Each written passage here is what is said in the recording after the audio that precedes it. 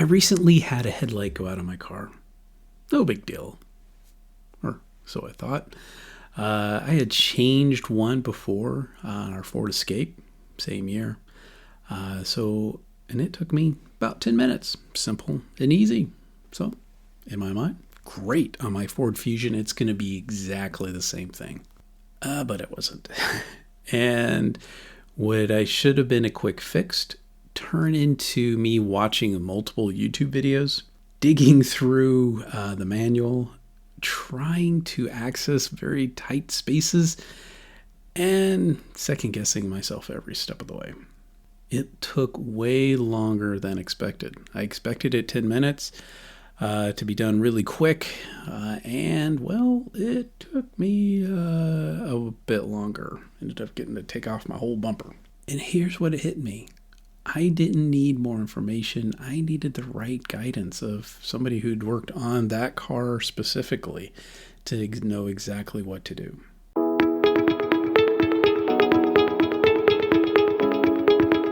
Welcome to Financial Coaching Kingdom, the podcast that helps you align your money with your purpose. I'm your host, Jon. We've all felt the weight of financial stress, the sleepless nights, the silent disagreements with our spouse, the feeling that we're just not in control. But what if there's a better way? What if managing your money was less about math and more about peace of mind?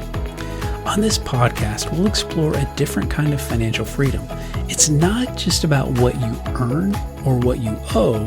It's about the emotional clarity that comes from being on the same page with your spouse, the spiritual strength you gain from worshiping God with your finances, and the deep satisfaction of knowing you're building a lasting legacy for your family.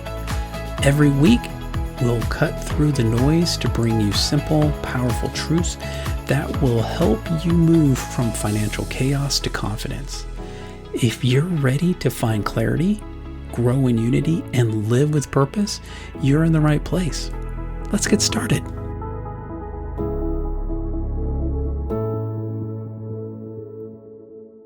So, where do people find financial information? Today, there is no shortage of places to get financial advice, but not all sources are created equal, and how they get paid matters. So let's break it down a little bit. Banks and credit unions, and how do they get paid? They get paid by interest on loans. Fees, whether it's from accounts or overdraft, etc., that's how they're getting paid. Benefits, they are convenient. All of us are using them. We're using banks, we're using credit unions. Basic financial guidance is given there. You go onto their websites, there's all kinds of great information. And there's also access to products. If you want a loan, you can get a loan. Downsides, the advice is often tied to selling their products. In order to stay in business, they need you and me to be getting loans and getting new cars and getting those things. Not always personalized strategies either. They're not necessarily sitting down and talking to you and finding out what are your goals. They're just trying to sell the products. Sometimes. Another option is an employee assistance program or an EAP from work. And as an HR person, I was constantly encouraging people, use the EAP. It is free information. Who pays for it? Not the employee, but the employer. The employer pays for to be able to access it. The benefits, it is free or low cost to you, and it's a great starting point. It is a place that you can get some great information up front and learn what to do next. Downside, there is limited depth. Some of the information is very limited. Not all EAPs are created equal, and some give great information, and some give basically a blog post information. Short-term guidance only too. So you want to make sure if you have more ideas that need to be vetted out, you need to go talk to somebody else. Another place you can get information is from credit card companies. Now, how do they get paid? Yep, interest and fees. And that is how they're getting paid. They are convenient. And sometimes if you use them right, you can get rewards. The downside for them is that profit comes from poor financial habits. They're making money when you don't pay your bill on time. Not designed to help you win financially. They're designed to help them win financially. That's why they want to give you those rewards, to entice you to use their cards so that they can win. Financial advisors. Great people. They have great personalities that are wanting to help you win with money. They get paid because they have the assets under management. They get paid, some of them get paid by commission, some get paid by flat fees. They're there to help you win. Benefits, their investment is expertise. They have great information way beyond what I can tell you. Also, long-term planning thought process. So some of the downsides, though, is they may be focused more on investments than your daily money habits.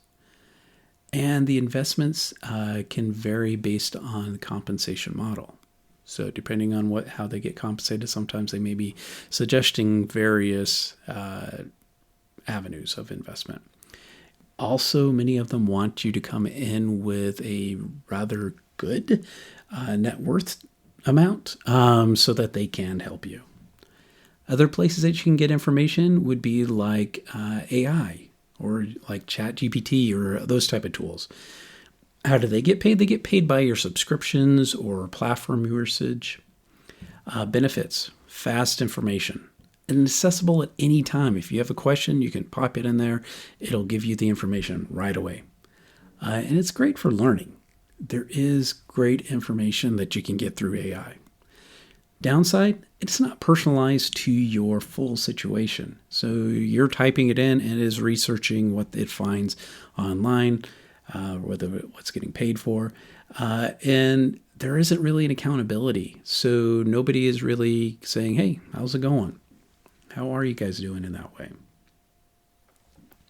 Podcast, social media, things like YouTube or TikTok, great information is out there. And not so great information is out there too. How do we get paid? Ads or sponsorships or views. If you just listen to who they're advertising, that's who's paying them, and that may be why you're getting that certain advice. Just be aware of that. Benefits, free education.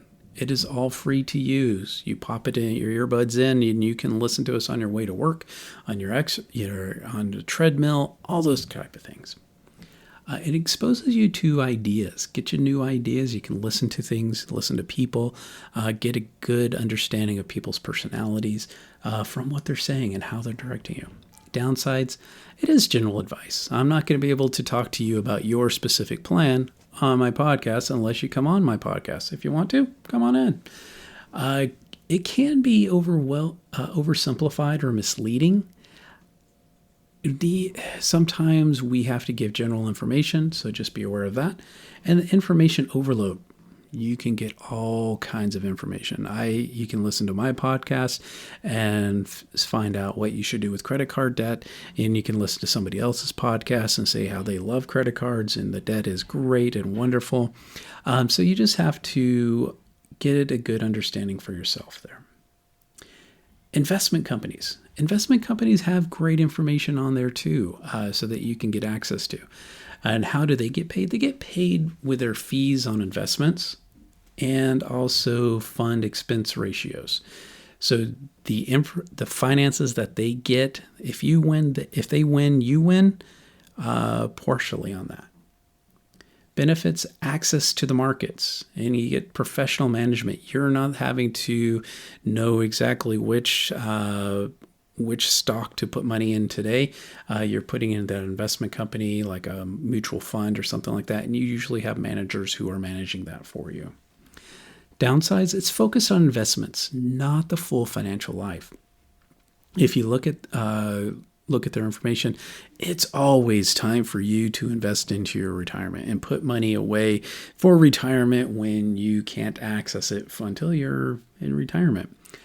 But that's not always true. There are periods of times in our lives where we should not be focusing on retirement. We need to focus on getting out of debt, or we need to focus on the family situation that's happening in front of us.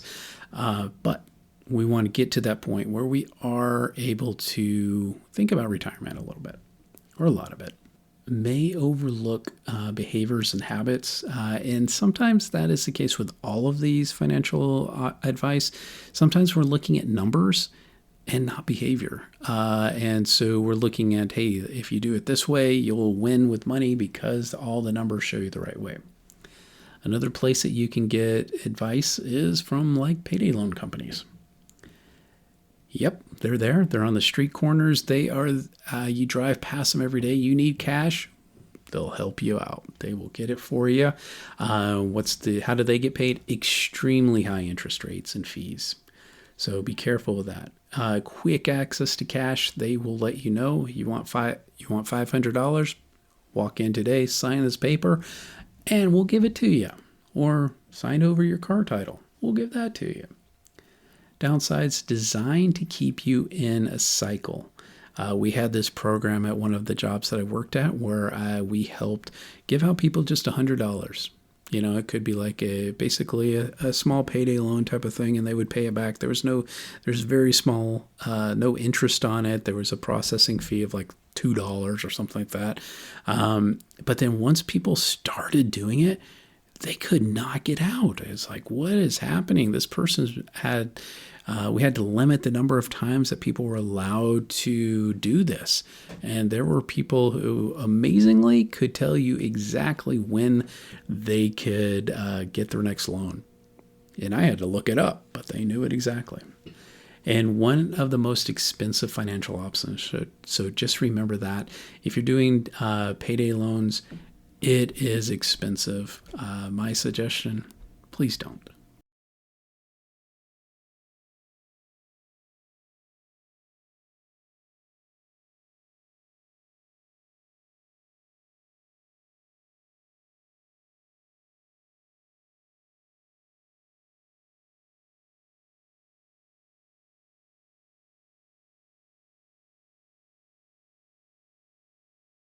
Many people think that if you just learn more, I'll be better with money.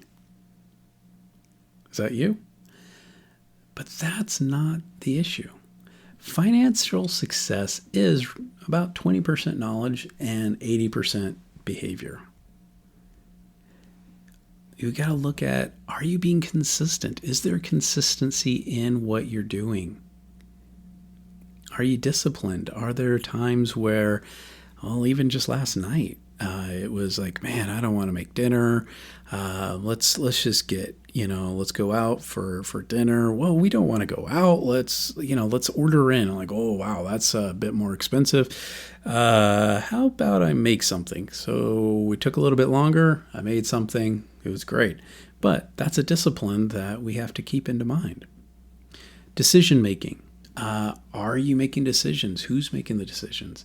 Are things to make habits? How are you spending money? What are those ways that you are using to spend money? Are you making good financial habits or are you making bad financial habits? Those things will either help you win or sink you. You don't always need more information. You need to apply what you already know and get encouragement along the way.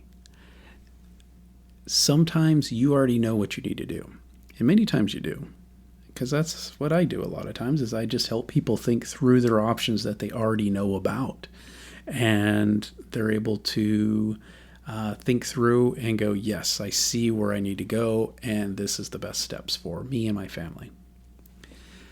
Every piece of financial advice needs to go through a filter for you. So that filter could be your past experiences about money. How you grew up with money? What did your parents do? How did that make you feel? How does that affect you now? Did you have a relationship where you got somebody else was in control of the money and you lost out? Or how did that go? We all have past experiences that we need to be looking at and thinking about. Also, your beliefs about money. Is money a tool? Is money a scarcity? Is money a risk or a failure? What are those fears that you may have? Is money a tool or is money how you worship God? All different ways to think about it. Your environment, where you live, also affects how you spend money, or what stage of life are you? Or those are all things that need to be part of the discussion. So even good advice can get distorted. So some of those examples could be if somebody hears investing. Oh man, to invest, that means I'm not guaranteed that money. That's risk. I maybe not gonna get that money back. I'm not gonna do it. There's people like that. Or there's some people who hear budget. Ooh, the B word. And they think, oh, that's restrictive. And because of that, they avoid doing a budget. They avoid sitting down with their spouse or themselves and doing a budget. Well, is it restrictive, or do they get to be the financial planner of their own life and get to know exactly where it's going? The question isn't just what information am I getting? It is, what am I going to do with it? And what are you doing with it? This is where coaching can change everything. How do coaches get paid? Well, we typically get paid by a flat fee coming from you, or a monthly subscription. Some offer monthly subscription amounts, but we're not tied into selling products. We're not going to sell you an investment, and not managing your investments for you. Our desire is to help you win with money and to help you give the legs, give yourself the understanding, give yourself the knowledge and ability to win with money yourself.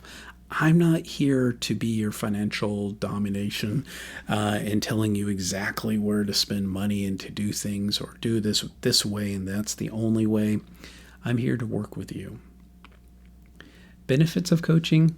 Has that personalized to your life. If you met with me or met with another coach, they're not going to jump right into your budget. What we're going to do is we're going to find out about you. Who are you? What do you want? What is it that what stage of life are you in? How can we help guide you in that? We're going to focus on the behaviors and the habits. How are you spending money? What are those things? Are there things in there? Did I go to get Grubhub last night or Uber Eats? Is that something that's a habit for me, or is that something that can be controlled, or I can fix that? Accountability. We're going to be there to help you. Hey, how's it going? We're going to ask those questions. Did you go out I know you were talking about needing to stop going out to dinner so much and that you're going to cook at home. How's that going? Those are all things to be thinking about. Or clarity in decision making, support. We want you to get clarity. We want you to work on your goals. We want you to get clarity on what you are doing, and we're going to support you in that, and helps you to take action and not just learn. Yes, we're going to give you information, but we want you to use that information that we give, and we want you to do something with it. Affect that. How does this going to affect you in your life? Just because I've give you great information doesn't mean it's going to change anything for you. Some of the downsides, there is an out-of-pocket cost. If you meet with us, the money comes from you. It doesn't come from some other source. And it requires commitment and honesty. If you meet with me and or somebody else, we need you to be a part of this. We can't give you the information, all the steps, and everything changes. You are the one that has to do the change, and you are the one that has to be there. And you also have to be honest. If you don't tell us everything, guess what? We're not going to know it. We're not going to be going in and looking in your bank accounts without your assistance. We're not going to be going into your tax returns without you showing that to us and all those things. So if you have your secret money, your secret credit card that you're not telling us about, guess what? We're not going to know about it. So being honest is the best way to help with that. And not all coaches are created equal. in quality. Some will focus on one portion of finances, others will focus on a different. So just be sure you're looking for the one that really works for you. How do you find a good financial coach? Look for someone who focuses on behavior and not just the numbers. Somebody who explains clearly and is not overly complicated. I like to give bite-sized pieces. That's why you'll see a lot of my podcasts are 10 minutes long or 20 minutes long. I'm not trying to overwhelm. Aligns with your values. Find somebody who has the values that you align with in your life. For me, I'm a Christian. For me, I like to help people think through worshiping with your money. So that's something that I can help with. There's other people who want to win with. I want to win with money every step of the way. I want to pay the least amount of interest. I want the highest incomes, and there's those guys there too. It's transparent about pricing. We want to work with you. We want to make sure that what you need is taken care of. Not every program is created equal, and not everybody needs the exact same program. So, and guess what? A 6-month program is usually a pretty good thing. For me, 3 months is about what it takes for us to really get you to be thinking through a budget and get you started. But a 6-month process really helps you understand yourself a little bit more, gets the process going, gets those buckets of savings. And some people just want a first time. I just want to see where I'm at the moment, and that we can do that. And the prices will be different depending on the program that you're looking for. Some of the questions to ask financial coaches are like, how do you get paid? Or what does your process look like? Or who do you typically help?